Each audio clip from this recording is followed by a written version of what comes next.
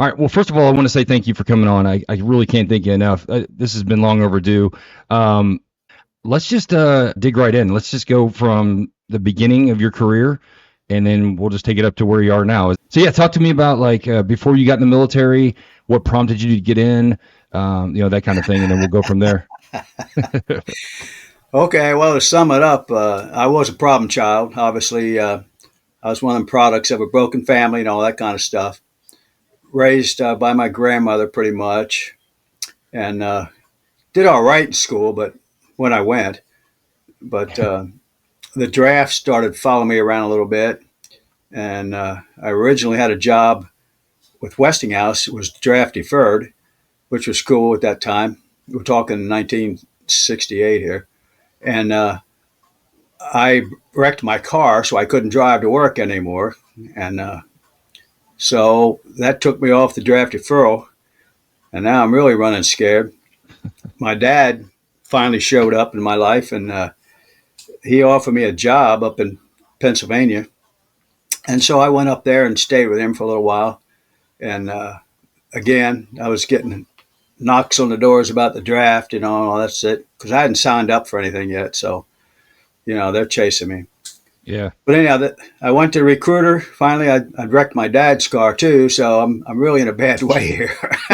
I mean, there's more to the stories, obviously, but Sure, sure.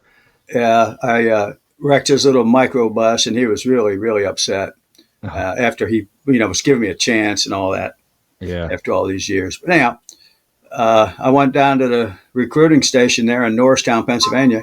They said they had an opening in 6 months for the Air Force in electronics. And I said, okay, that's great. I'll do that. So during that 6 months, I got a couple more visits from a sheriff and a recruiter threatening to put me in jail. And I finally showed them my enlistment contract. And they went, wow, you escaped a good one, didn't you? And they left me alone after that. So anyhow, Nice. I came in. I came in May of '68, went through Lackland, went through tech school in Keesler, ground radio maintenance, and worked there for almost 2 years. I was at Keesler for extended courses. Went to Warner Robins in Mobile Com Group for a while. Went from there to Korea. That's where I became known as a ROMAD, because I went to an Army camp up on the DMZ, and they introduced me to a Jeep, the Mark 107, 108s we had over there. And I liked it. It was fun. We were on the road constantly, 5, 6 days a week, easy on the highways, or the dirt roads. But now when I came back from Korea to Shaw and got assigned to 21st Task there for a while, and let me back up. I came back to Shaw, and I went into the 68th Group, 681st ASOC. I was a radio maintenance there. I stayed there for a while, excuse me, and then I got orders for the Philippines, and I went over to the Philippines in what I call another blue suit assignment, where you wear blues instead of fatigues. Oh, okay. So I was there for a year, and a good assignment, remote radar site, very, very nice. And I came back from there, back to Shaw. I had a home basing reassignment, so I came back to Shaw. And when I processed, they said, you need to sign this 2098, I think it was back then. And I said, okay, what's that for? And they said, well, just sign it. Okay. So I signed it, and they said, congratulations, you're now TACP. And I said, oh, what? Because I hadn't really heard the term, TACP. We were always called ROMADs back a couple years ago. So anyhow, I said, okay, so what's that mean? He says, well, you're going to the 21st Task as a TACP guy. And I went, okay. So I went to 21st Task, was there for a few months, and then they said, we need an NCOIC for the airborne team. All we have is airmen. And I was a staff sergeant. Oh, okay. They said, you need to go to jump school. And I said, I just came back from a remote beach resort assignment, on the beach every day, drinking beer every day, having a great time. Like I'm in shape to go to jump school. They said, well, we'll give you a couple of weeks. I went, So they did, and I ran. I ran my 2.5, 3 miles every other day or so, and went through all that, and went through jump school literally 3 times. First time I couldn't make the run, obviously. Yeah. Second time I injured myself, and the third time I got through pretty quick. Oh, okay. So I graduated in December of '77 at a jump school, the last class, and came back to the 21st task. Worked there for a while, and then I moved up to the 507th Wing, TAC Air Control Wing. Moved up there and became the Parachute Ops and Training NCO, which is really a pretty good job. And I got to jump all over the place, go to all our different detachments. We had, back in those days, we had detachments instead of ASOSs. Hmm. And we had 8 detachments within the 507th, and 3 or 4 of them were jump billets, Fort Bragg, Fort Stewart, stuff like that. And so I got to travel a good bit, and I enjoyed the job. I enjoyed being a TACP / ROMAD. And then one day they called me up and they said, "Hey, we have a vacancy at Hunter Army Airfield." I said, "Okay. Well, you need to find somebody to fill it." Because I did some of the assignments too in our Oh, career okay. field. So I worked some of the assignments. I worked with Sergeant Monroe, Mitch Monroe, Sure. up at Langley, and him and I worked together on these assignments and stuff. So anyhow, I couldn't find anybody. Nobody wanted to go to the Ranger Battalion. And I got so much flack at the club. They'd make fun of me. I got a little sticker on the wall back here behind me. It's a drawing on a bar napkin. And it's got me hunched over with a rucksack on, doing little tiny steps. And the caption reads, "This is what you're going to be doing for road marches," And I'm going like, God. And I said, "Well, not me." So anyhow, the wing DO called me up and said, "Hey, what you got for us down there, Hunter?" And I said, "Sir, I don't have anything. I just can't find a thing." And he goes, "Well, okay, I'll give you another week. And if you can't find somebody, then you're going." And I said, "What?" So, well, yeah, if you can't find me a replacement, you're going to go. Whoa. Well, so I couldn't find a replacement no matter how hard I tried. Yeah. So I ended up going to Savannah. And we didn't have a passcode for the assignments, so they had to duty locate me there. Okay. So basically, I was still assigned to Shaw, but I was duty located to Savannah. And it's Okay. about right at 2 hours, 2:15 down there from here. So I drove back and forth most every weekend, kept my residence here and all. So that worked out pretty good. They didn't like my mustache and they didn't like my long hair. And they fought me. They chased me around in good spirit. They Yeah. chased me around with scissors, and we deploy. We were up at Fort McCoy, Wisconsin, doing winter training, and I woke up in the middle of the night. And there's 2 Rangers sitting on me with scissors, and I'm going, "Oh no!" They're nipping away at my hair and stuff. I said, "Man, it was." But we grew together, all the years that Yeah. I ended up being there. Well, And real quick, for those who don't know, at the time and for a long time after that, they had high and tights, and it was like oh yeah, clean I'm shaven. sorry, yeah. Yeah, if you didn't have a high and tight, you weren't doing the right thing for the Ranger Battalion. And Right. a mustache was completely unheard of. Right. So any facial hair at all. And anyhow, they tolerated the mustache, and but they wanted a haircut. And we finally come to a conclusion that, hey, come on, guys, I'm just passing through. Leave me alone. I'll be gone. And most of the guys I hung out with down on the river and everything were pretty cool, and they liked me being down there. And so everything kind of smoothed out because, excuse me, we were the first TACP to actually be embedded into the Ranger Battalion. The previous TACPs were over Fort Stewart, and they'd come over to Hunter to link up for deployments, but they were Okay. not physically located at Hunter. And if there was a deployment coming up, the most of the TACPs would disappear somewhere. They couldn't find them, so they put us over at Hunter, and Uh-huh. I was the first group. The 4 of us were the first TACPs to actually be in headquarters, uh, building at Hunter. Okay. So that put a lot of eyes on us every day, all day. And the training, the road marches, rucksack marches, and all that stuff the Air Force people don't normally do.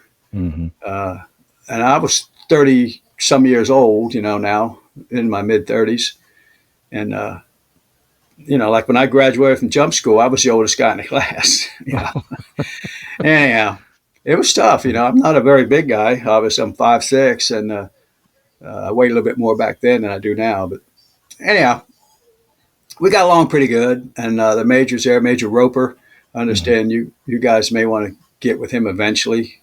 I've been hearing people at the schoolhouse want to interview him or something. But Oh yeah, I'd love Jim, to talk to him. yeah, Jim Roper. He wrote that book, Aardvarks and Rangers. Yep. And he was my ALO, of course. And we didn't really get along very well. Oh no. Uh, and that's one thing that Joel would ask me about, how the relationship was between the ALOs and the TACPs. Hmm. And I kind of explained to him the book that Roper wrote spells it out pretty good. Everything in there is honest and true that I know, I believe. Yeah. And he called me one day and he said, "Hey, I'm doing a book. I'm skipping over the big part here, I guess. Uh, I'm doing a book about my exploits as an F-111 pilot and a Ranger ALO." Okay, whoop-de-doo, I didn't care. All right. And he says, "Well, I'm calling because I want to use your name in the book, and I just need your permission to do that." I says, "Well, I don't care. You can use my name. I'd like you to use my name. It'd be kind of cool." Yeah. And he goes, "Well, I don't say a lot of nice things about you, so I want you to know." And this is going back to what Joel was asking about the relationship. And Uh-huh. he says, "I don't say a lot of nice things, and so I'm giving you a heads up on it." I said, "Well, I didn't like you much either." And he said, "Okay, so we're clear then, right?" And I said, "Yeah, we're fine." He's "Okay. I'm doing the book." So Oh anyhow, man. it was a good book actually. I enjoyed it, but then it would come along, like October, and Roper and I and Major Applegate and Bo Kibler, we were all over in Germany doing our reforger thing over there, and in late September, early October, and we come home, and Kibler decided to stay in Germany. He wanted to go to England and just travel around, take some leave and stay over there. And we said, "Hey, Oh, okay. it's cool." So we get back, and we went back like a week, and we get the alert, to come in, and we thought it was an exercise, obviously, Sure. and so we all went in, and Kibler was not there, so we had to tell the S3, "Hey, one of our TACP guys is not available for this exercise," and they said, "Well, it's not an exercise. This is a real world operation. You need to have somebody here now." Okay, so again, the major looked at me and says, "You need to find somebody." I'm like, "Oh man, here we go again." So anyway, I called around several other TACPs up at Shaw, and believe it or not, the only one I could find, not that it was a mistake or a last call or anything like that, uh, the only one that was home when I got it was Sergeant Heaton. He was the Tech Sergeant Heaton, and he jumped on the scale. He said, "Yeah, I'm ready to go." Now I told him it was just an exercise because that's all I was allowed to say at the time. Sure. So we're traveling down I-95, and we get into Savannah area, and I pull up towards the gate there at Hunter, and I stop my car, and I said, "Lance, this is your last chance to make a decision, because once we go through that gate, you're committed, and there's no turning back. And I'm telling you right now, this is not a game. It is not an exercise." And he goes, "What do you mean?" I said, "I don't know all the details. I just know it's a real world situation, and we are deploying tonight, the first thing in the morning, and we're not coming back for a while." And he goes, "I'm in."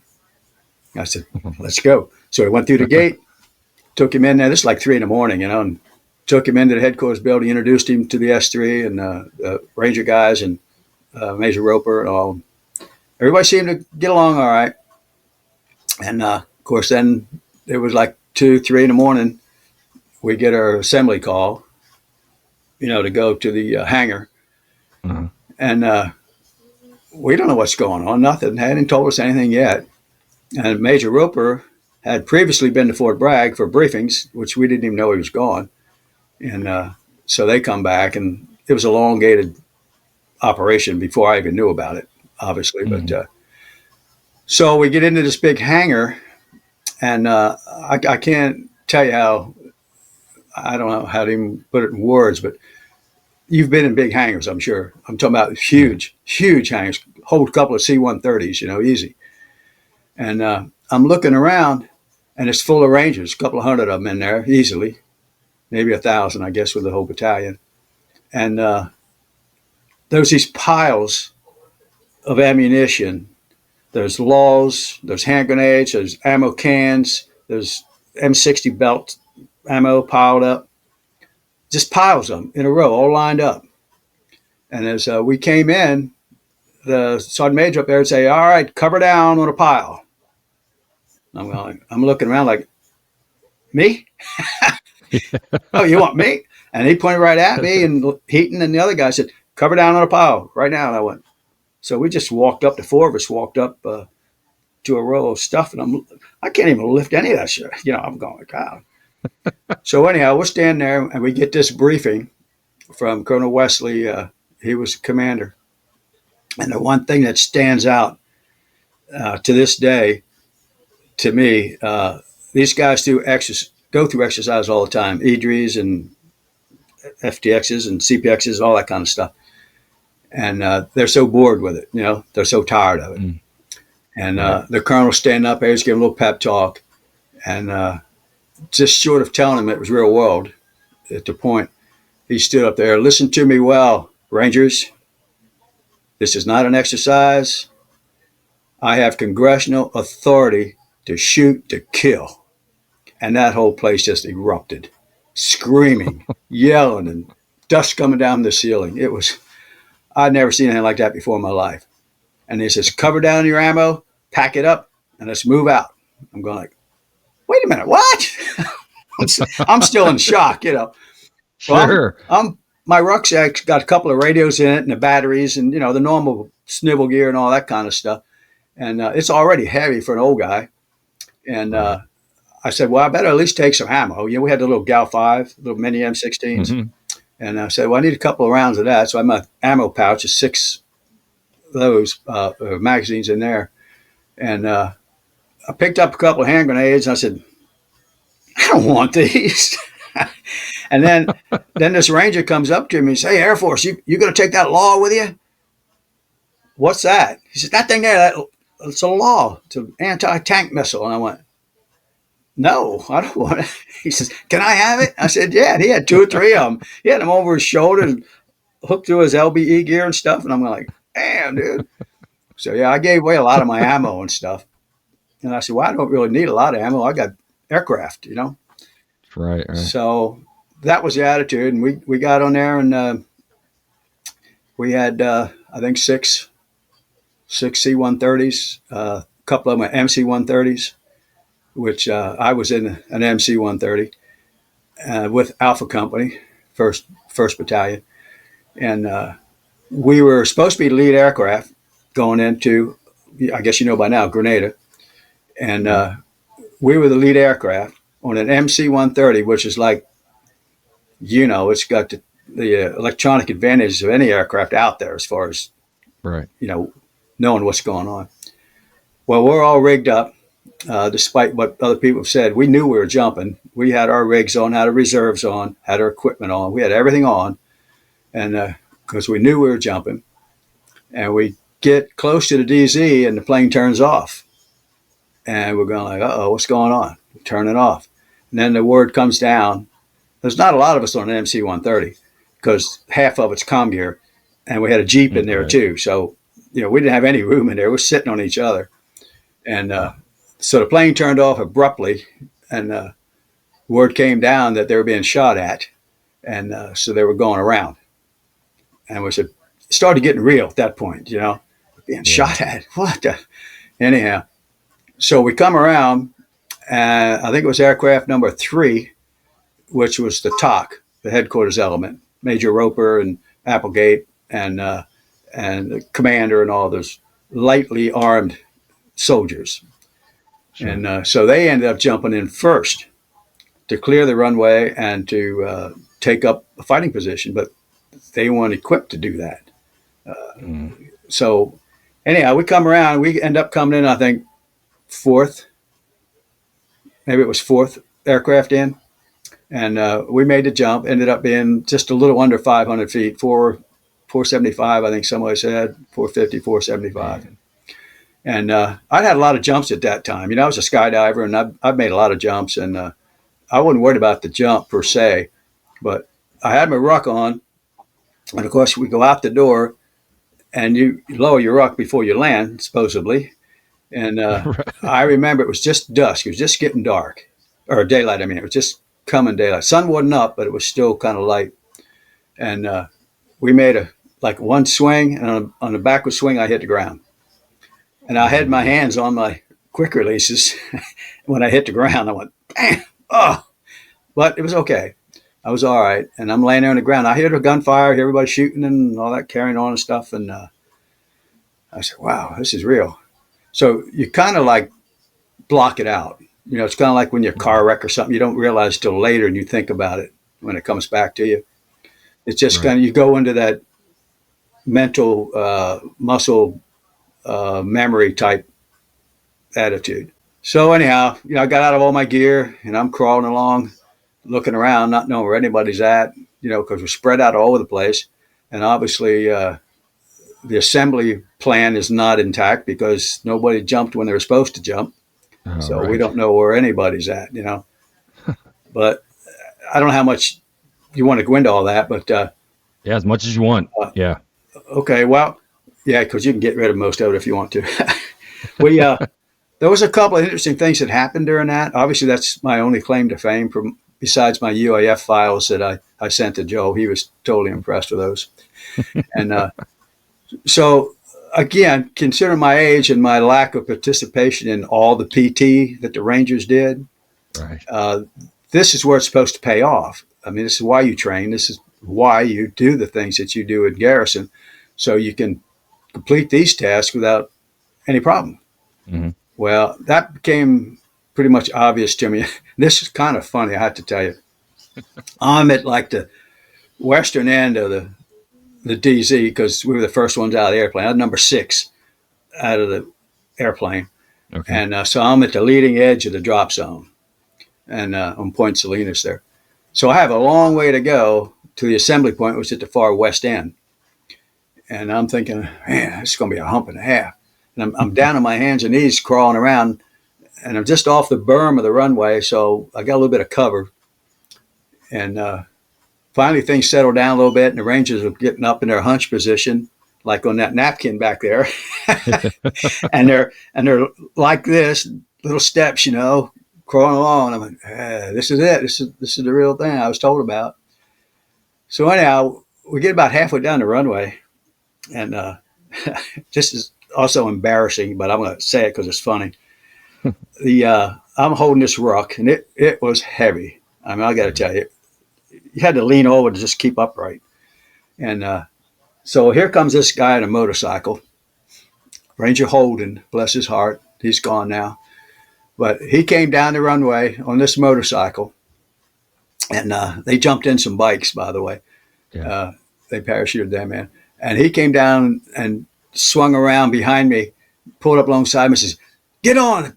Commander wants to see you. Commander wants to see you right now. Get on." And I went, wow, okay. So I hop on the motorcycle with my ruck on. I get on the back of the Oh. motorcycle, and as I'm reaching around to grab Ranger Holden, he takes off. So where do I go? On my butt back on the runway. I rolled off like this and fell on the runway. So he spun around and he came back. He said, "Damn, Air Force, come on." I went, "I'm coming." So I take off my ruck and set it on the bike, and he takes off, and I just double timed behind him to get up to the company commander, Captain Abizade at the Okay. time. You know, he's of course retired 4-star now, Oh, okay. but yeah, he was a good man. So I get up there, and that's where we're pinned down behind that infamous white deuce and a half, white dumpster truck, deuce and a half type. And there's 5 of us under there and taking some small arms fire. from the hill up ahead of us.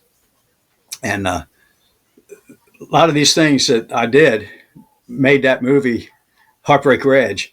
And Oh, I really? was, yeah, 4 major events that I was involved in that I actually did were in that movie with Clint Eastwood. And I looking at it, I said, well, that's not exactly where that happened, but that's cool. It's in there. But anyway, we're behind this truck and we're laying down in a prone position and taking some fire. And I had my weapon with me, but I never had fired it yet, hadn't had the opportunity. And the Rangers are yelling at me, we need some air, we need some air, we need some air. I'm like, oh, okay, that's me. So I get on the radio and I talked to a roper and he gave me a call sign for an AC 130. And so I called the AC 130. He says, what do you got? And I told him uh, we we had maps. We had better maps than what everybody said we had. At least we did. Mm-hmm. And we didn't have any lat longs or anything like that. We had target numbers. Okay. So I told AC 130, I have target number 33, I think it was. And he says, Roger, got that east end? I said, yes, sir. And I said, directly north of the east end of the runway, there's a little shack right there. He says, got it. This is, we're taking rounds from there. And wait a minute, let me back up. I apologize. Well, no, I'm still kind of in track here. And he said, okay, we'll do that. And they were firing 40 millimeters at this cabin. And it wasn't doing anything, you know. And the Rangers fired a couple of laws. They went right through the building and hit the bank on the backside and blew up back there. So we're not getting anywhere. So right around that point, it may have been a little earlier, but Sergeant Ramsey asked me, what's wrong with the 60 gunner? What's wrong? Why is he not firing? I said, I don't know. So I leaned over and Ranger Yamani was literally shoulder to shoulder with me. And he was the M60 gunner with us. And I looked over and I nudged him and said, hey, what's up? Thought he had a jam or something in his weapon. And he rolled over and he had a bullet hole right in his cheek. Oh, man. And it went around his helmet inside because we were jumping the steel pots back then. And I told Ramsey, I think he's dead. And he goes, holy crap. So now it's really getting serious. And so the AC is still firing and it's not doing any good. And Ramsey said, we need to get a 105 on that. We need bigger ammo on that. And this is kind of interesting, too. I called AC back and I said, we need a 105 on this target. And he said, well, be advised, that's danger close. That's too close for friendlies. And I told the Army guy, that Ramsey, I said, they won't fire, it's too close. And then the AC 130 guy called back and says, we don't need commander's approval to fire on that target. Well, we don't have a commander, we got a buck sergeant, you know? All right. So I leaned over. He's the commander on scene, I guess. I told him, I said, we need commander's approval. And he says, well, you got my goddamn approval, you know? And I clicked that mic, and I no sooner said, you have. And that round went off. I didn't even get to finish the phrase. The round went off instantly. 2 or 3 of them. Boom, boom, boom. That building just disappeared. We literally saw pieces and parts and bodies and just going everywhere. It was, I'd never seen anything like that in my life. And so we calmed down a little bit after that. The threat was gone there. Now, there's still a lot of firing going on elsewhere. Mm-hmm. You know, this is just our little segment here. Right. And so we started to move out, and Doc Donovan was with us, and he came up, and he asked me to help him take care of Yamani. And I said, what do you need? And he said, well, get his poncho out because the Rangers have a packing list. Everything's in the exact same place in every single rucksack, right, except for your snivel gear. But so center pocket, outside pocket is a poncho. And you pull that poncho out, and it's made mainly for shelter protection normally, but it's also your body bag. And so we took the poncho out and we wrapped Yamani up in that, and then drug him back to the edge of the runway off the little berm there out of the way. And then we moved out, and I think Donovan stayed with him. The rest of us were trying to get up that hill past that building we just blew up.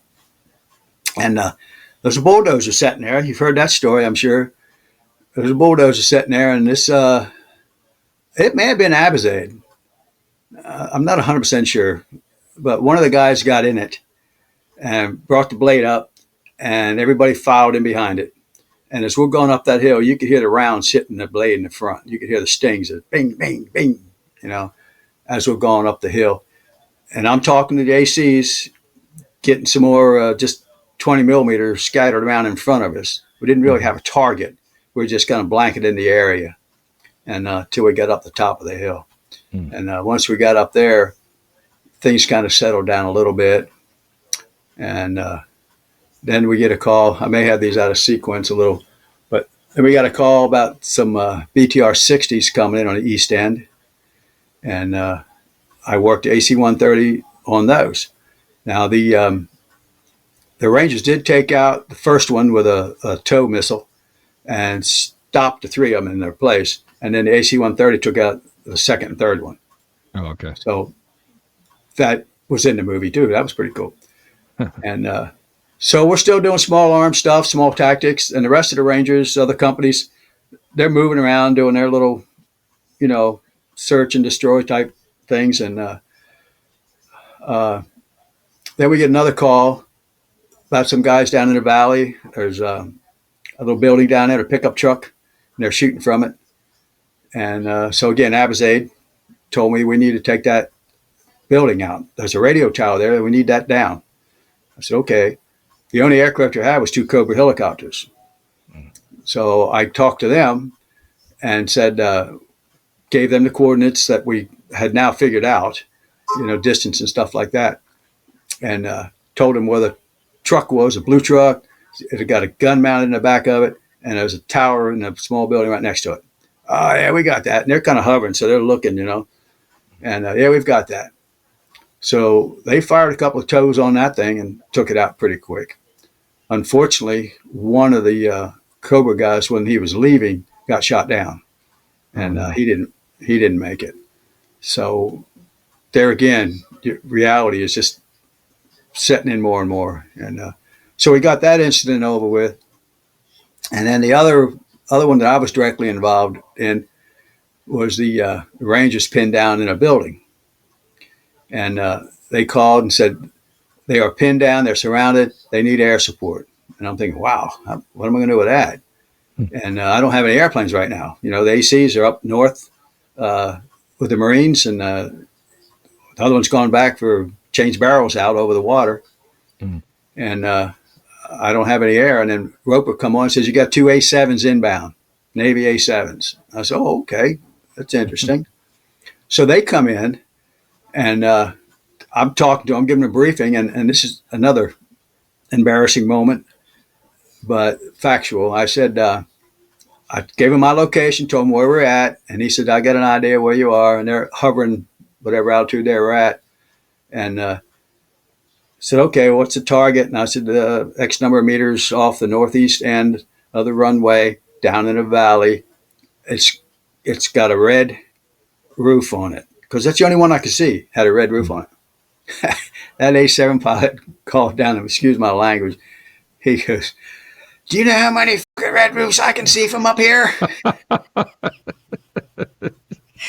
And I got to think about it. Every Caribbean island's got red roof buildings, Sure. And I'm going like, you're right. I said, well, it's the closest one to the runway. Okay, we're armed up. I said, all right, you're cleared hot on that first building closest to the runway. He said, okay. Well, he came in low. They had cluster bombs on board. And when he came in, he dropped his bombs. There was 2 of them. And the first one dropped his bombs, and nothing happened. The clusters opened up, but all the little bomblets just fell to the ground. Oh, no. And I told him, I said, hey, you're not arming up here. Your rounds aren't arming up. And I had a little bit of training with this kind of stuff.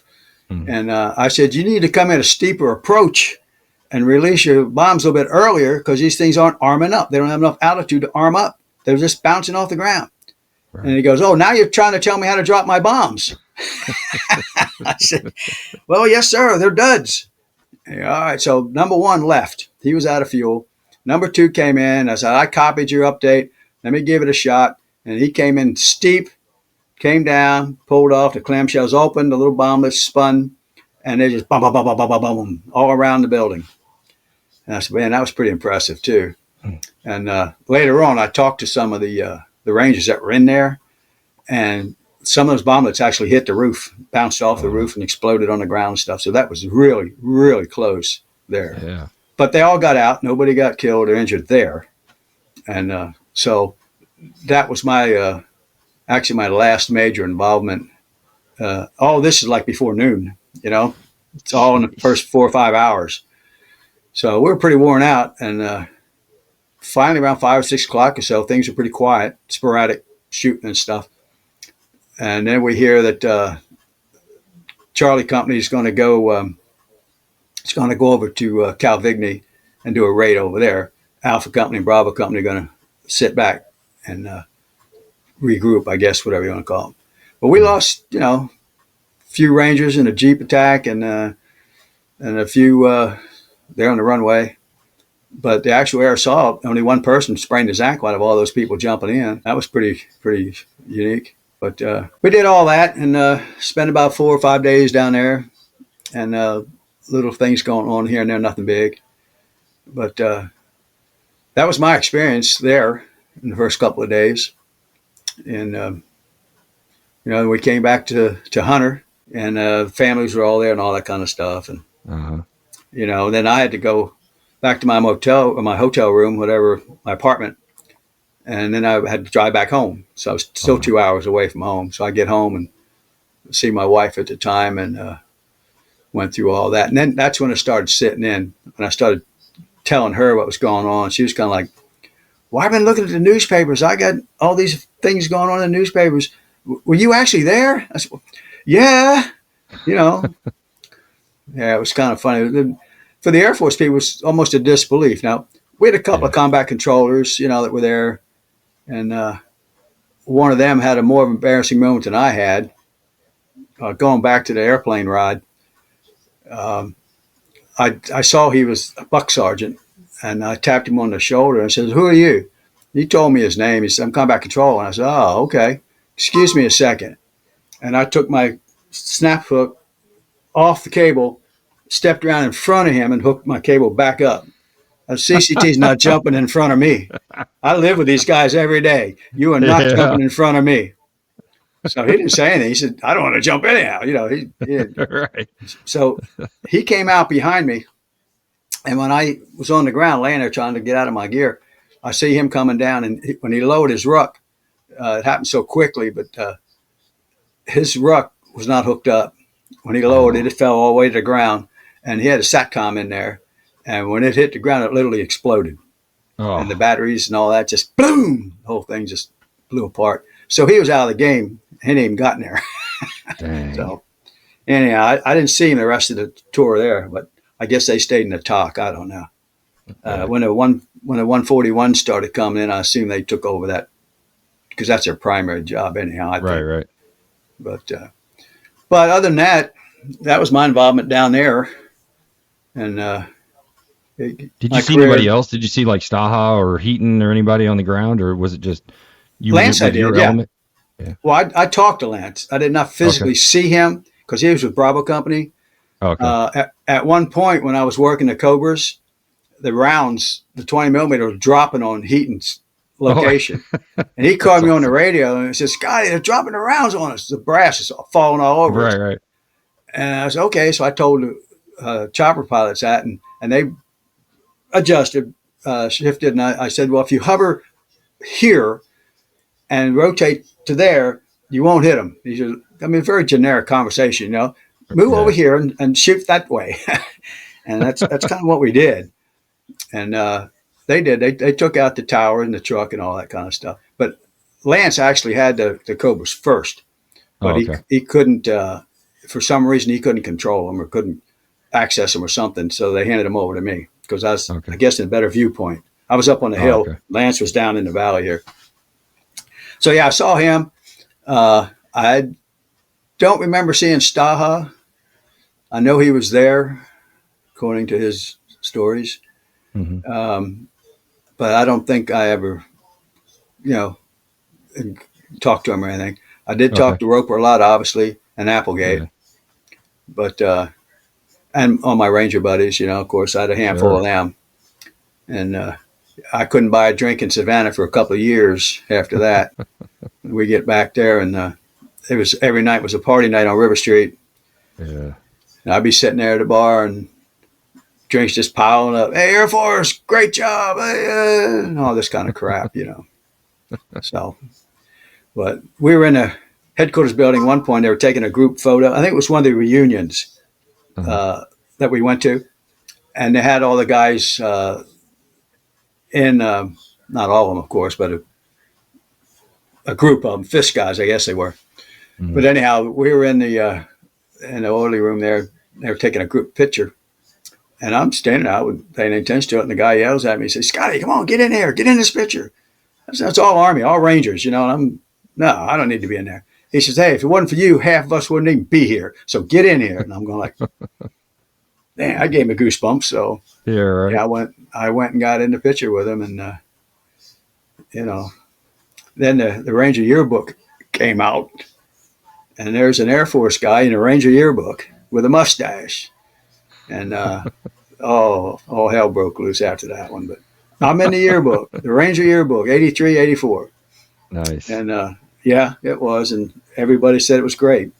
You know, you pulled through, even though I was embarrassed personally of some of the things I couldn't do or didn't do well. I look back on it and say, well, I did the best I could, and we survived. So Yeah. I'm just going to have to go with that. Well, You that's know, combat. I mean, yeah. it's not going to be perfect, and the enemy has a vote, and things go the way they're going to go. So, I mean, from Well, what I've heard, you did a phenomenal job. Yeah, I wouldn't even worry about anything. well, I did get to thinking about it when this documentary thing started coming up, Yeah. and they started talking to me about it. And uh, Major Roper said something to me uh, years later after he wrote the book. We did a book signing here at Shaw and everything. It was Oh, pretty cool. nice.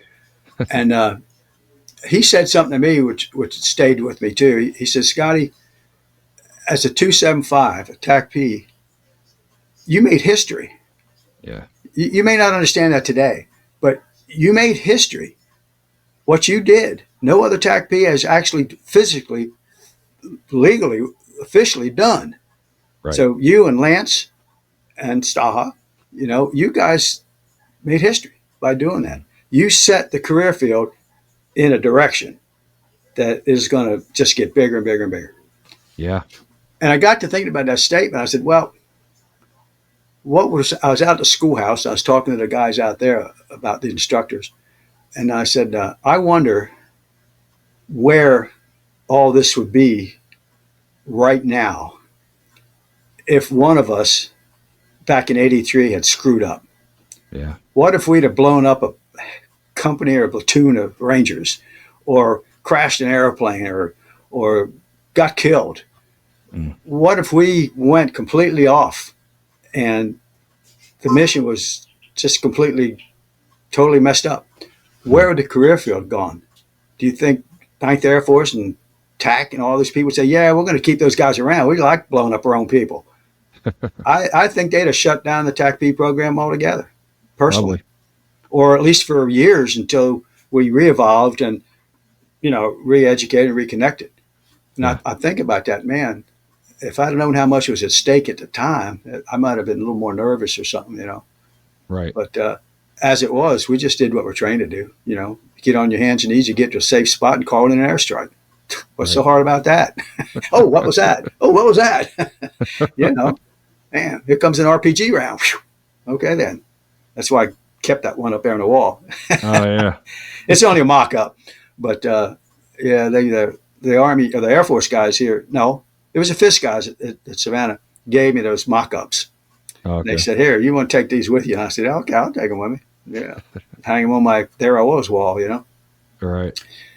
But, I got back to the States and to South Carolina. And the bureaucracy started setting in. Major Rope was getting all kinds of flack from Ninth Air Force and TAC about why were you guys out of country without permission? You didn't have, they do that. They used to what they call a SARS report. I guess they still Mm. do that. I don't know. Where you account for all your troops every other day or so, where they're at, Oh, what they're right, doing, right. and status troops, whatever. And we were unaccounted for a week or more. So he was catching a lot of flack from the generals and all that stuff about why did you leave the country without notifying us and all this kind of stuff. So when it comes to getting credit for anything we did, they were against it. They says, "There's no way we're going to give these guys any kind of award or credit for doing something that they weren't supposed to do." And I got letters here that I sent out to Joe telling us that.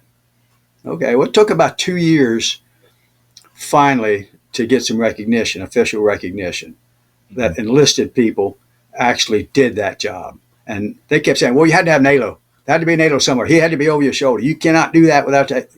Well, there was no ALO there, sir. There was none anywhere around that wasn't Right. busy as hell on his own. So there was a lot of controversy back and forth over that. Roper did a lot of work going through the uniform board for our jump wings and our medals and stuff. And he put a lot into it. And it paid off. It took about 2.5 years. And it finally came around. So we got some recognition, a little bit. I ended up getting a step promotion, which was pretty cool, Nice. because just before that I got an Article 15, so I don't understand that. But my career was so fuzzy, man. But I was in the BX, well, the PX over at Fort Stewart one day, and it was right after Grenada. I don't know how long after Grenada, but it was the 4th Infantry Division then, and I'm walking around the PX, and this big, huge monster of a guy came up to me, and I looked up at him and said, "Whoa, that's a big dude." And he reached out his hand and he says, "I want to thank you, Air Force." And he shook my hand. I said, "Well, thank you, sir." And he pointed to my jump wings. We had this bartender in Savannah, one of the local bars down there, were sewing on little stars on our cloth jump wings. Oh, She okay. was sewing them for us so we could, because they weren't available, obviously. You couldn't get them, clothing sales or anything. Right. But this bartender made up hundreds of them, and she'd just give them to the Rangers and gave me one. I had to get mine sewn on blue wings instead of the black ones. But Sure. anyhow, so he pointed at that and says, "Congratulations. Glad to see you're safe and home." And I said, "Yeah, well, I wish the Air Force felt that way." And he says, "What do you mean?" I said, "Well, they don't want us wearing it. They told us we're not authorized. It's not a uniform approved item." And he says, "Bullshit." And I said, "Sir, we're wearing it down there because we're not in plain view of the Air Force, okay? Yeah. And all the Army guys have it, and we have it." He says, "Well, if anybody gives you any flack whatsoever, you tell them to call me direct, and I will set them straight." And I'm going like, "Okay, well, who are you?" Yeah. Because my name is Schwarzkopf. My name is Schwarzkopf. Don't ever forget it. I went, "Schwarzkopf, General Schwarzkopf." He was a base commander or a post commander. And he told me, he says, "You wear those wings. Don't let anybody tell you can't." And I said, "Wow, Wow. that was a moment there. That was Yeah. really a moment." And it kind of vindicated everything. I went, "Screw you guys." But, I'd go back to Shaw on the weekends. I'd go to the NCO club and we'd do our partying thing and all that. And there was a lot of TACPs at Shaw at one time. We had like 50 or 60 of them at one time. Yeah. And a whole corral full of Jeeps with the 21st Task. We had 50 or 60 Jeeps, and we just ran the base. We just took over that place. We ran the security forces out of the club. And so we're in there just raising hell and having a good time. And everybody loved us for it, do carrier landings on the bar tables and stuff, fun stuff. Yeah. Anyhow, but things kind of settled down after that. I went back to the wing, worked as parachute ops NCO, and stayed there pretty much till I retired. Did have a few colorful incidences during my tenure there. I don't know if you want to hear any of that crap or not. Yeah. Sure. Definitely. Well, like I've been alluding to all along, I was kind of how do you say it? Not really a bad boy, but just somebody that didn't go with the grain. I always Sure. like to go across the grain instead of with it. And I don't know, just it got me in a lot of trouble in most cases, but I always seemed to come out better off. It seemed like, Yeah. and I did get my step promotion. We ended up getting a Bronze Star, and with the V device, and all that was cool. So I'm kind of living on, high morals there. I'm okay. I'm thinking I'm invincible, Hmm. But we had this parachute rigger, and this is my downfall now. We had a parachute rigger, big Samoan guy, excellent swimmer. Obviously, he's from Guam. Samoan guy. I'm a skydiving instructor, so I taught him how to jump. He was a parachute rigger, but he wasn't allowed to jump. The Army, it's mandatory. The Air Yeah. Force, they don't even want you to go, period. Right. Right. I did get him a slot to jump school at Fort Benning by calling through my little connections. I did get him a slot down there. You're not going to believe us, I know it. I got him a slot. Got him orders. That's the key. I got him orders, TDY orders, Yeah. to go to Fort Benning for jump school. He went, got injured, unfortunately, came back. And he was really, really heartbroken. He was down so bad. I felt so bad for him.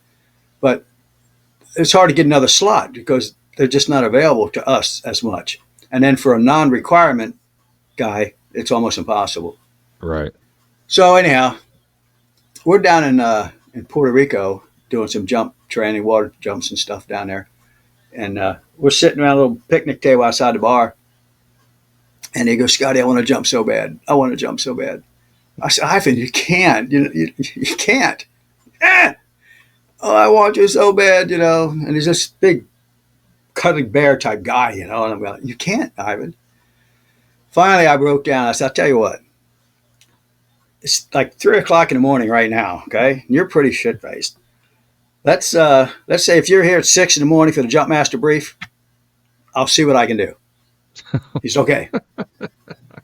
Well, guess who's sitting on the picnic table at 6 o'clock in the morning? Ivan. I said, man, what am I going to do now? Yeah. Okay, well, given this scenario, we got a guard C-130, not mentioning any names, but they're flying in shorts and flip-flops, okay? Not flight suits. Right. We got beer on the aircraft in the back. We have multi-service people. We have combat control, we have some PJs, we have some Army guys and water survival guys from Homestead. And everybody's in shorts and T-shirts, and nobody knows anybody. Really, we're Sure. all kind of strangers. What could go wrong?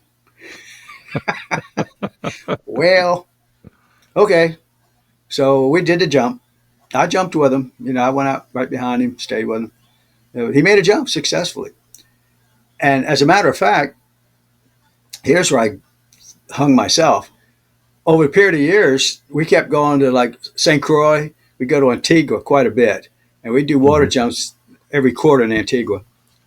Well, Ivan jumped. He'd jump. He'd wash out the parachutes, repack them, whatever. He was involved on every one of 11 jumps that he ended up making.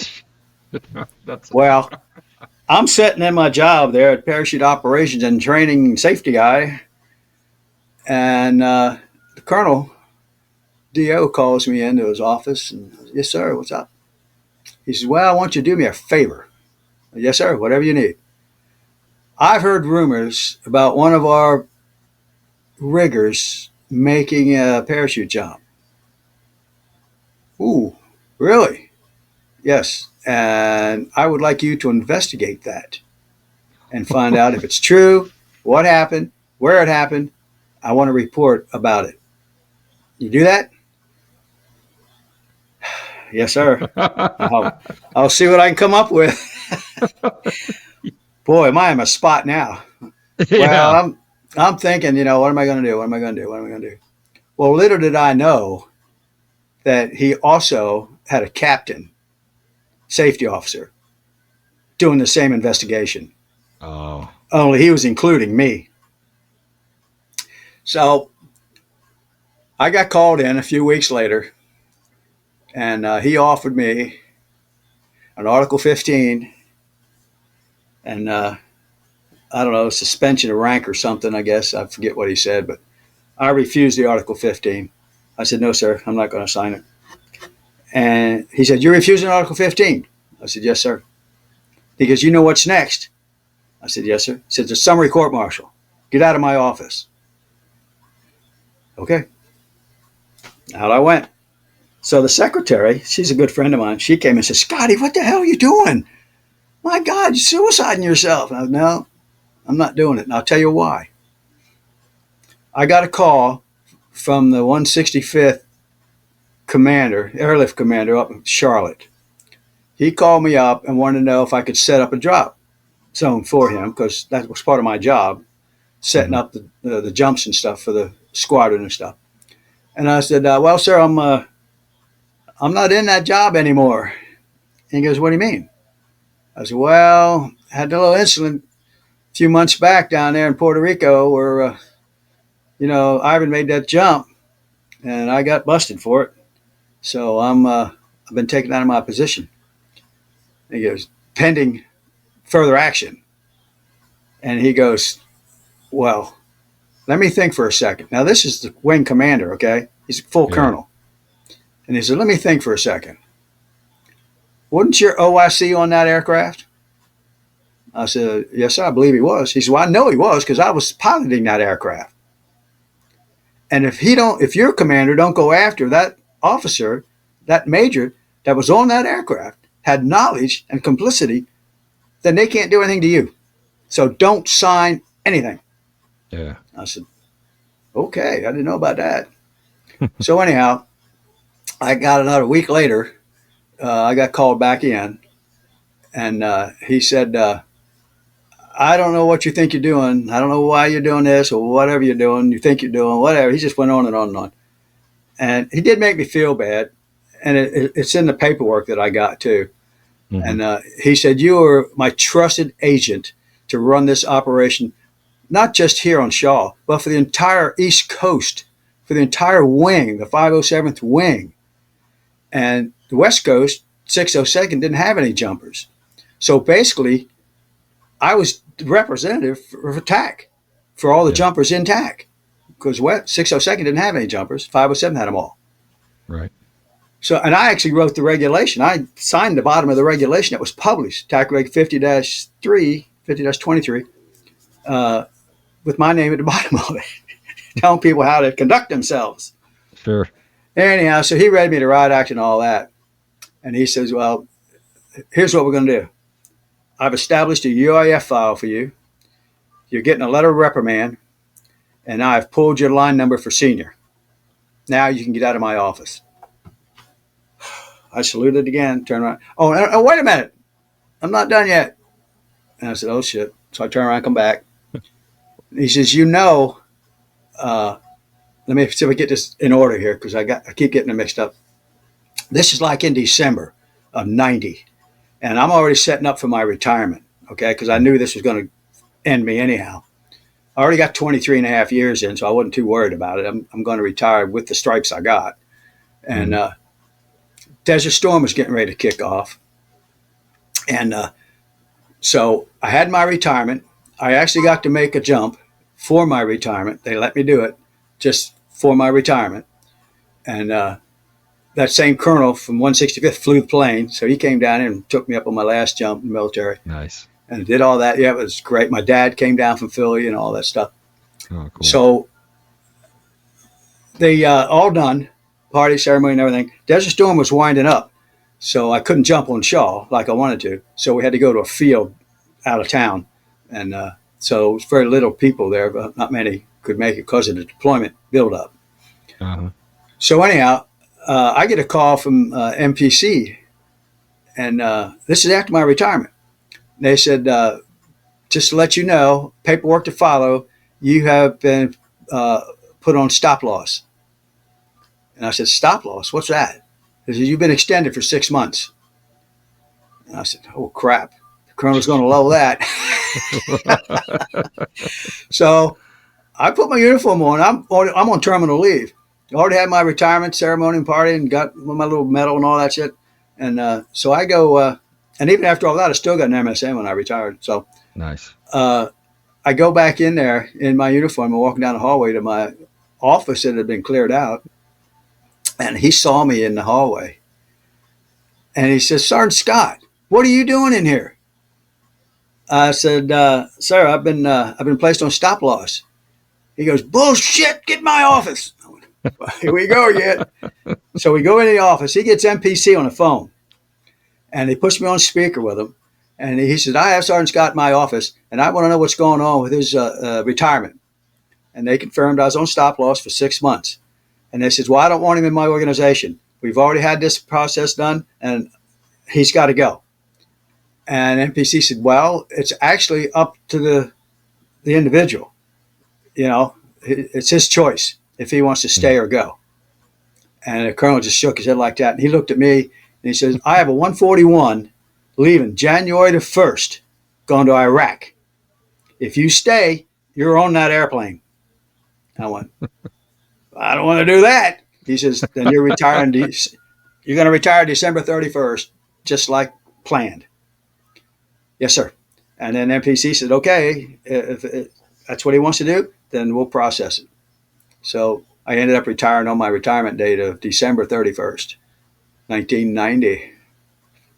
So that was the end of my career. But I think overall, 23 years, a lot of paperwork. I enjoyed it. Yeah. You know, I survived it. And Yeah. I wouldn't change much of anything. Ivan, he did really well. He lost a stripe. He was a staff sergeant. They took a stripe away. Yeah, they busted him for a year, but he put it back on, and he went on to make chief. He actually made chief in his career field. Nice. And back to Okinawa, that's where he retired at. And I'll never forget that. He came out ahead big time. Yeah. You know, I busted out of that little pyramid, you know, when you're in the bottom, wiggling towards chief. You know, you can hit the edges as long as you don't break out. You still might make chief. Well, I broke out a couple of times, so there was no way in hell I was going to make chief anyhow. Sure. But I did have senior. I never put it on, but I did make it. But yeah. Anyhow, so that was the end of my career, Air Force-wise. And then I guess about a week later, I turned around and went back to work in the CE. Oh, really? So, yeah. Okay. I worked there for 30 years in CE. Wow. Just retired out of there last year. So that was an interesting job. I was actually the base locksmith, and I worked in the secure areas, you know, did all the safes and the vaults and the skiffs, doors, and all that kind of stuff. So that was kind of cool. That was an interesting job. So it wouldn't just so 30 years you did that. My goodness. 30 years, yeah. Yeah, wow. 30 years. All in the same place, all in the same shop there? I got 52 years on Shaw. Can you believe that? There might be a couple of breaks in between the Korea and the Philippines, but yeah, they gave me a 30-year pin and everything, so I was pretty excited about that. Yeah. So, but yeah, I stayed in that one shop. When I went into CE, I realized I was having trouble. Not having trouble, but I had a bar tab. I still had to pay, right? And Sure. I needed a job because the retirement wasn't that great. And so this chief friend of mine, believe it or not, I still had a few friends in there. He said, hey, I got a job open here on base if you want, in CE, if you want to work in CE. I said, no. I said, there's two things I hated when I was active duty. That were CE and civilian contractors. Yeah. I hate both of them. CE does nothing, and civilian contractors get paid a lot to do nothing. And I don't like either one of them. So that was just my personal opinion. Sure. And he said, well, I thought you wanted a job. Never mind. I said, well, wait a minute. What is it? He goes, well, it's in the paint shop. The paint shop. Yeah. You want me to be a painter? He said, do you want a job or not? And I said, well, yeah, I need a job. So I took the job. And I was the only, I won't say white guy there, but I was the only non-Turk guy there. Because Sumter, South Carolina is almost 99% Turkish people. Okay. I don't know the difference between an actual Turkish person in Turkey or the Turks we had here in South Carolina. I don't think they're the same. But anyhow, they're Turks, what they call them. And I was the outcast big time. So I caught a lot of flack there from them. But eventually they came around as well. But Just like the Air Force guy with the Rangers and at First Battalion. exactly, it just happens. Yeah, I guess maybe Yeah. it's my magnetic personality or something. I don't know, or my I don't care what you think attitude. Right. I'm Right. me, whether you like it or not. So, but there was a retired chief working in the lock shop, and he was having some medical issues, and I was getting tired of painting 5 houses a day. Five Oh houses a day. They call it the plantation for a reason, and I couldn't stand it. man. And then they found out there was some nepotism going on with the bosses and the employees because everybody's Turk, so everybody's related. Sure. And they said, okay, somebody's got to go. So I said, I'll go anywhere. I'll go to roads and grounds. I don't care. So they said, well, Mr. Mate needs some help down there in the lock shop. I said, well, I don't know anything about locks really. And they said, well, just help him out. Answer the phone or do whatever you do to help him. He's having some medical issues. I said, okay. So I went down there, and him and I, again, butted heads is big time. We had screaming matches.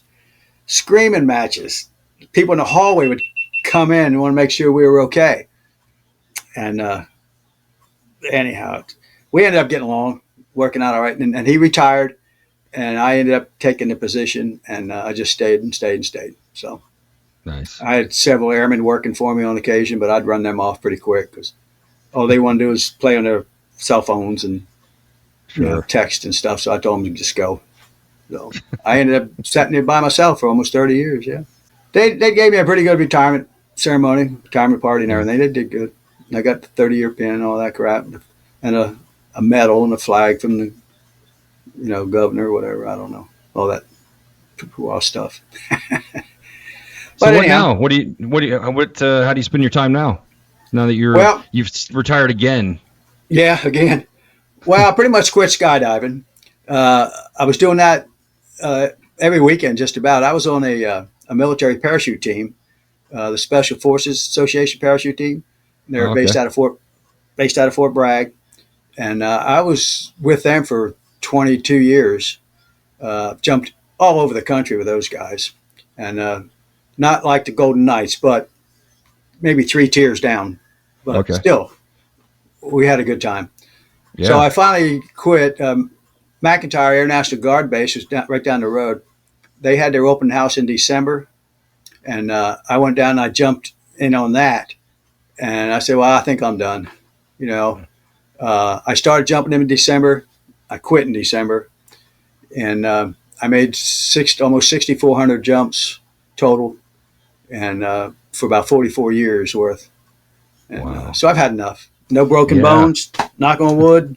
You Yeah. know, quit while I'm ahead. Sure. So that was about it. And I still do a little bit of work on base. Um, some of the contractors like AFIS and stuff, I do their safes. I Okay. got a little tiny contract with them. I go change the safe combinations for them. Easy stuff. And Sure. the contractors have called me to put some skiff locks on. Because it takes a specialized training guy to put those in. And I still have my security clearance. It's still good for another couple of years, I guess. Oh, nice. So I can still get access, and the contractors like that because they don't have to vet me or anything. I just Right. got my ID card, just go on base, go in the building, and fix stuff. Yeah. So I do a little bit of that, and really that's about it. I've got several acres of woodland back there. I'm always cutting down trees, chopping up trees, and cleaning up debris. I got Yeah. 3 big ones down right now. I'm working on cutting them up, and I've got 2 properties. I got a little house next door. I'm renting out, so they're always breaking something. And then my wife's got a property a couple blocks over, and she's got that rented out. Of course, I'm the maintenance guy for that too. So Sure. but it keeps you busy.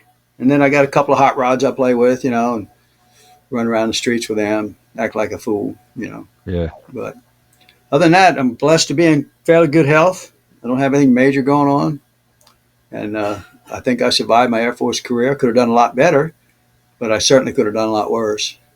And a lot of people looked out for me, even though I got in Yeah. trouble. They still kind of saw something, I guess, that they thought was worth saving, Sure. I guess. I don't know. No, 100%. I mean, I think that's the Uh, whole thing is, yeah, you might have screwed up a little bit, but your job performance was such that people want to keep you around, yeah. so that, I mean, yeah. Yeah, I sent those reprimands to Joel, and I put in a couple of attaboys, Yeah. At one point, I put in for the Air Force Academy. And right after Grenada, when I got back, they told me when I was leaving my assignment in Hunter, they asked me where I wanted to go. They said it's kind of like an ALO. Once he finishes his tour, you get the choice of airplanes. Hmm. Back then, I don't know now, but they said, "Where do you want to go? You want to go back to Shaw? You want to go somewhere else? What do you want to do? Just tell us where you want to go, and we'll make it happen." I said, "Well, to be honest with you, I'd kind of like to go to the Air Force Academy as a parachute instructor. I mean, I had the credentials for it, obviously. Yeah. I've been, because part of my job at the wing, when a lieutenant comes in from the Air Force Academy, he's got Academy jump wings. Hmm. He's never made a static line jump. He's just got skydiver wings, which I call them skydivers because they're not jumpers. Sure. And so we always had a little thing going on there. But my job was to teach them how to static line. That was part of my Okay. job. So I'd give them the ground school training and all that kind of stuff, and then we'd take them out in our helicopters that we had our own, and let them do a couple of jumps, and then they legitimately could wear the wings. Oh, okay. That was a fallacy out there anyhow, AM490. Hmm. But anyhow, that was part of my job, and so I did that. And this is another embarrassing moment, if you don't mind. No. I don't know how open I can be on this thing. As much as you want. Uh, I was talking about some good letters I sent to Joel, Uh-huh. and I had a letter written up about my qualifications and everything, and my military career, and all that other stuff. Well, some of it hadn't happened yet, obviously, but it was it surprised me the way they wrote it, and it was signed off by a 3-star general from Ninth Air Force, and of course I had a full length photo in my dress blues and all that, Hmm. and they sent all that stuff to the academy. I got a TDY to go out there. I met Doc Strange, who was a combat control chief master sergeant, and he was running the school. Met him, talked to him a little bit, and I ended up making 15 jumps out there with him, and no problems. So we get to the end, and he calls me in his office, and it's a school environment, so you got to kind of play the game, Sure. even though he's a chief or enlisted, whether you walk in and present yourself to him and all that stuff, stand at attention while you're talking to him. I Hmm. respected that. And even though I knew him personally, I'd known him for a long time, which plays into the ending of this. Uh, so he said, "Well, it looks like everything went pretty good. Your jumps are good. Your flying ability is good, and chase people and catch people, and your jump record's good. And do you have any questions for me?" I said, "Well, yeah, I do." He said, "Well, all you got to do is ask me." He says, "Just keep in mind, you're looking at generals, congressmen, senators, kids here.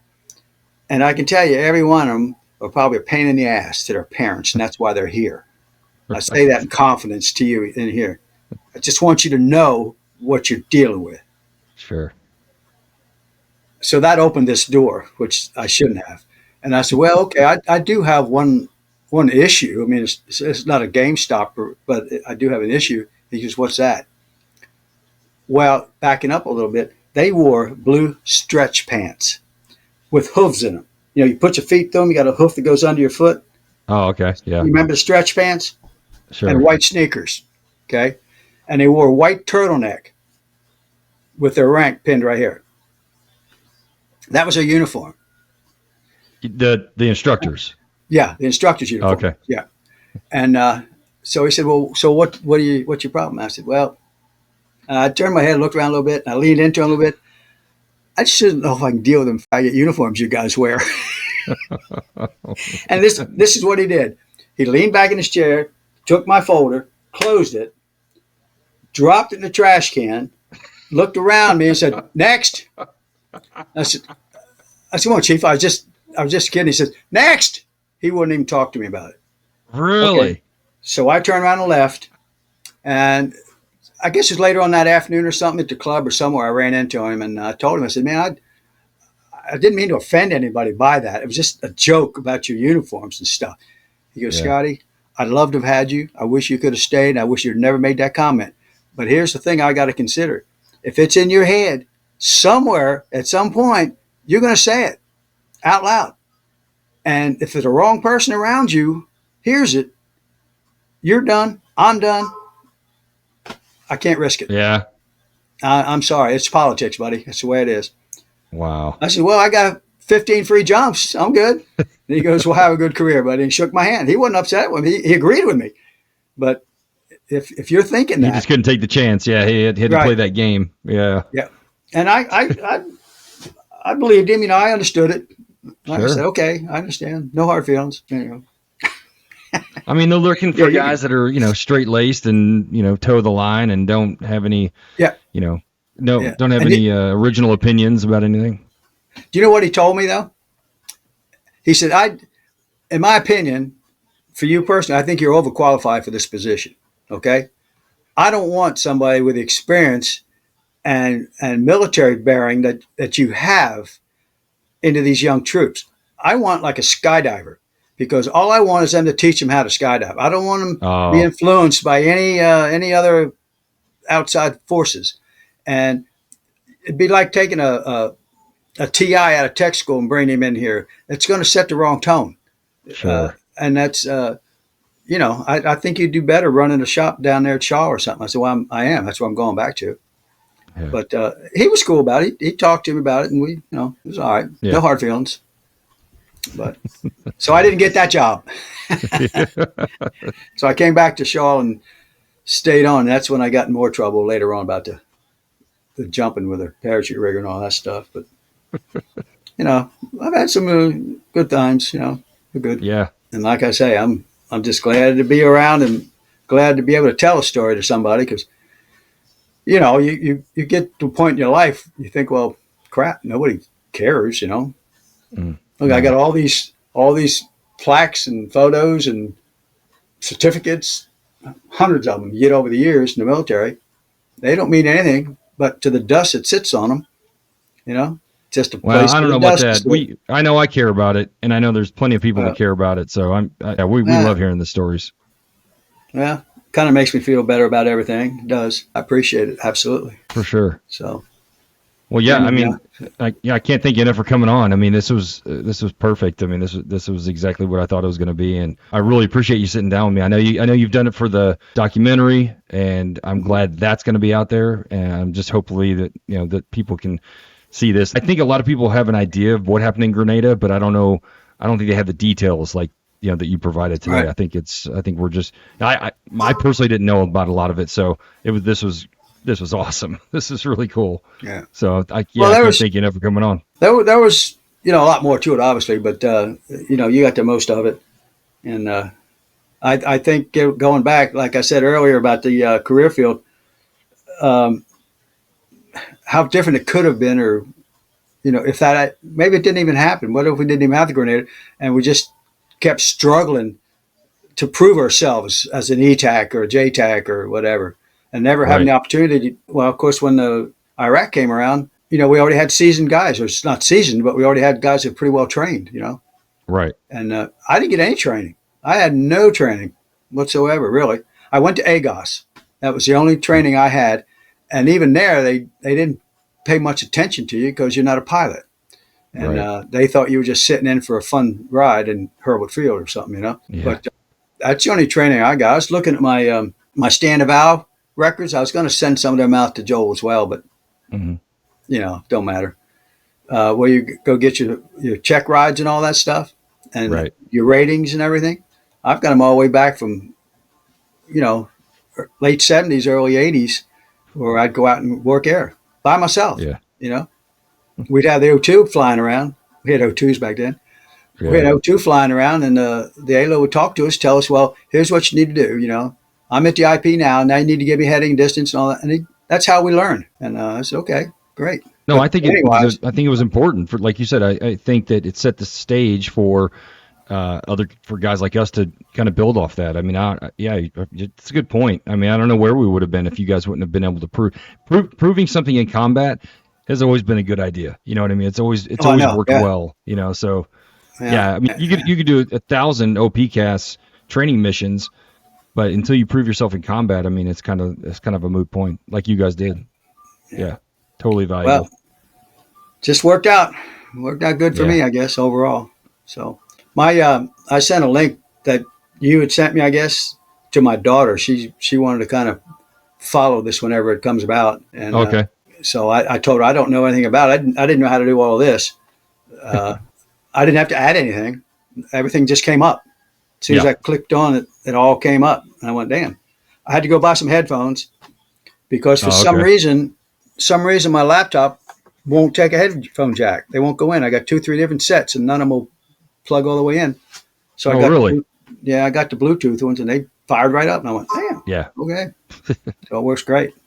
Yeah, it's pretty easy. So like, yeah, so if you talk to anybody, anybody else from that your era or anybody, and they're apprehensive about coming, or if they want to come on, it's super easy. Just click that link and boom, it's pretty easy. Okay. I mean, capturing yours and everybody else's stories is very important to me because I think that I kind of said it in my email, but I think the TACP career field goes unnoticed a lot. I think there's Oh, yeah. a lot of people that have no idea about it and about guys like you, and I think getting these stories out is important. So Yeah. It was yeah, that way for a long time. Well, you're Romati or TACP, or what's the difference? And at one right, point, back in the 70s, I guess, a TACP was considered a large group. It was talking about your radio maintenance guys, talking about your supply guys, your vehicle maintenance guys, your command section. All those guys were members of a TACP back right, in the day, as by definition. I said, no, no, no, no. There's only two: officer and enlisted. That is the TACP, and hmm they pretty much got rid of the officer. Now we're all TACP as an individual, and yeah, how it evolved through that. And I don't know. Nobody liked that because they were letting the supply guy wear a beret because he was a TAC P. right, And he wasn't a TAC P. Never been to school, never done nothing. He don't go out in the right. yard or field, So that went on for a year or two before they finally shut it down. Oh, okay, So especially like at the forts, the detachments, they sure. considered everybody at that detachment a TAC P because it's TAC 1, Tactical Air Control Party. Yeah, that would be hard to distinguish, like for the army. Okay, so Oh you're yeah, wait, are yeah, you a Tech P? Or are you okay? But you're a supply guy, so yeah, that'd be hard for the yeah, army guys to exactly. figure it out. I would, yeah, It yeah, I was could that see way for that. a long time. Yeah, yeah. Huh? And there was a little resentment there too because we had to go out and earn the beret more or less. Right? Well, these guys say, Yeah, "Oh, you're in process, and here's your beret." yeah. They just had orders, and that was it. Yeah, yeah. Yeah, So that didn't last long, thank goodness. They finally got rid of that mindset. nice. So, All right. Well, again, I can't thank you enough for coming on. This was awesome. I appreciate you sharing your stories with us. yep. Well, I'm glad somebody's interested in hearing it. Oh, yeah, for sure. I'm I know sure I I'll think am, and I of know a something lot of other else. guys are too. All right, I'm sure I'll think of something else after I hang up. But all right, All right, sir. Appreciate it. Thank all you. right. Thank you.